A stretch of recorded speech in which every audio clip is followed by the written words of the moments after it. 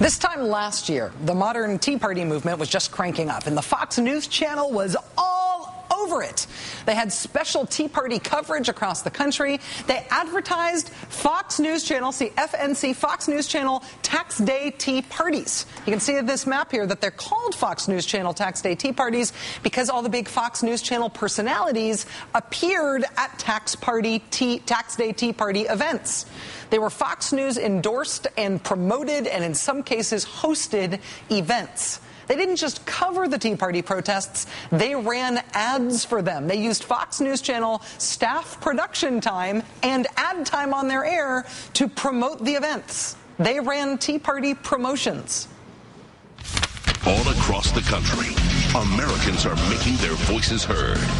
In California, Texas, Georgia, Washington, D.C., citizens are standing up, saying no to more taxes and demanding real economic solutions.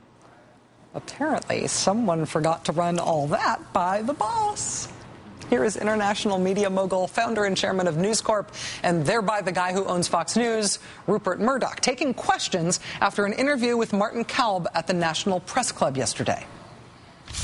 Your network had graphics saying Fox Day Tea Parties. Is it appropriate for a news network to engage in that much politics? No, I don't think we should be supporting the Tea Party or any other party. But I'd like to investigate what you're saying before I condemn anyone. I don't think we should be supporting the Tea Party. I thought you were going to tell the boss. I thought you were going to tell the boss. I totally distinctly remember you were going to tell the boss. You were going to tell the boss. You were going to send him a note. I wonder what happened at Fox News today after the boss investigated whether they really did this thing that he couldn't believe they would do. Joining us now is Sam Stein of Huffington Post, who was at the press club for the Rupert Murdoch interview. Mr. Stein, thank you very much for your time tonight. It's nice to see you. Oh, well, thank you for having me. Here's my first question, and I don't want it to be construed as rude, but it's really what I'm wondering. Is it possible that Rupert Murdoch does not know what the Tea Party movement is? Is it possible he thinks it's like a declared political party like Democrat or Republican? I find that a little bit hard to believe. He did show, obviously, a good handle of current events, political affairs, also at that press club. So someone who consumes that much news would, one would think, would have an understanding, at the very least, of what the Tea Party movement is. But by, sort of acknowledging implicitly that he doesn't understand that his news channel has covered it with such boosterism, it does suggest a little bit of detachment, and it makes you wonder whether that's deliberate or not, whether he's too hands-off with Fox News, giving it too much reign to Roger Ailes. It is because he has chosen throughout his career to be so closely associated with all of his news properties, to not only brand them with his own political views, but also to really be the public and political face of those networks. Is this possible that this means there is a divide between Murdoch and Fox, or is it also possible that this is just plausible deniability, that he doesn't want to be tarred with what Fox News is doing? A couple points here. One is there's obviously the element of plausible deniability. Fox's motto is fair and balanced, and to admit that you've sort of boosted the Tea Parties would remove that veneer. Secondly, keep in mind Murdoch is a recent owner of the Wall Street Journal, and by all accounts he's been trying very hard to make that on-level competitor with the New York Times, so perhaps his attention is divided elsewhere. But also, this is a man who is very much devoted to ratings, and love it or not, Fox News gets a lot of good ratings. And so maybe he's simply entrusted the enterprise to Roger Ailes under the premise that as long as he can deliver viewers, what's the harm? I admit to not having any idea how they run their business internally, but now that Rupert Murdoch says it would be a very bad idea to be promoting these Tea Parties, do you think they'll have to stop? I'm not holding my breath. Fox News, listen, when Fox News was conceived, it was done very cleverly. It was done because there was a niche to do sort of a Republican viewpoint on the cable news networks. Well, Republicans right now aren't that popular even among conservatives. What's in vogue right now is Tea Partyism, is conservatism. And so Fox understands that you have to be sort of with the flow of events. And so to attach yourself in a way to the Tea Party, whether it's through deliberate attachment or simply non-objective reporting, makes business sense, and I think above all else that's what motivates Murdoch. Sam Stein of Huffington Post, thank you very much for being here. Really appreciate it. Thanks, Rachel. Doubling down is when you've made a bet on a hand of blackjack and you decide in the middle of the hand that you're going to double your bet. What the Senator Dr. Tom Coburn of Oklahoma did today was not to double down, but to infinity. down on his choice to cut off unemployment benefits for hundreds of thousands of out-of-work Americans. Speaking to the Hill newspaper, Senator Coburn first said this about the unemployed people whose money just dried up thanks to him. Quote, "The easiest thing in the world is to pass this bill unpaid for, but consider the millions of Americans whose financial futures would be damaged versus the relatively small amount of people who'll be affected by this delay. Now you tell me which vote takes the most courage." Well played, Senator. Making millions of Americans with no jobs and no money a small deal, and making yourself a huge, courageous deal in the process. The senator also told the Hill newspaper that he would absolutely object to every other spending measure that he says isn't paid for, with other spending cuts or tax increases. That's the part where he infinitied down. He says now he will block everything.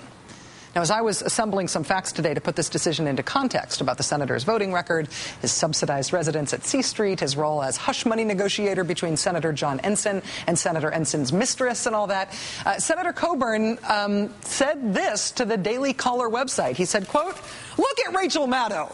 She comes at me on the basis of emotion. She demonizes me. I don't want conservatives to win on the basis of emotion. If we lower ourselves to the level they operate on, we hurt ourselves and our arguments." I was trying to do my work, but then that pops up in my Google alert, and then I read it, and I become alternately so blindingly enraged, and then hysterically upset, and then inconsolably morose, and then hyperactively giddy, and then happy, and then sad, and then mad, and then happy again, that I couldn't make sense of any of the facts that I was gathering, all of which I was trying to read through the tears of joy and anger and anxiety that I just can't control. Can you tell I'm falling apart right now? So I promise, hold on, I'm getting emotional about this promise.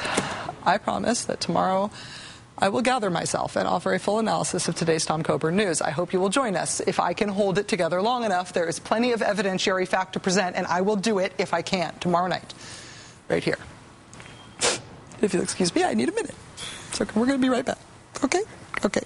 Sorry. After the Republican National Committee's financial filings last week showed that the party had spent $2,000 of donor money at a fake lesbian bondage-themed sex show nightclub, Republicans started bailing big donors, the RNC chief of staff, Michael Steele's consulting firm. But now the scandal appears to have earned Republicans a convert. A potential candidate for U.S. Senate in Louisiana says she is switching from the Democratic Party to the Republican Party because of the voyeur nightclub scandal.